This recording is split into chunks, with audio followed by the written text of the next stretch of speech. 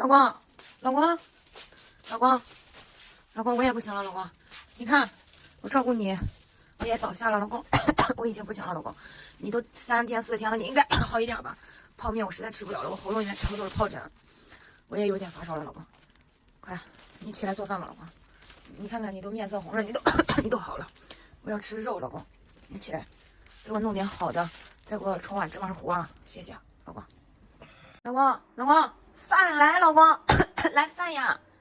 哎呀，不错不错，炸鸡柳，看到炸鸡柳我的食欲都来了，老公。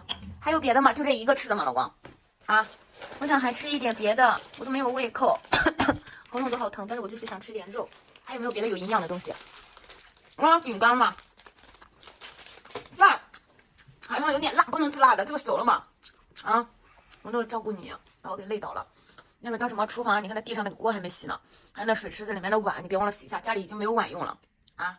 你好的真是时候呀，老公，你吃啊，你吃，吃啊！你为什么？我得吃，吃了体力才能变好，才能好一点好。得行，还有没有别的肉？再弄点别的肉，老公。吃饭多快乐，你老是不吃，香。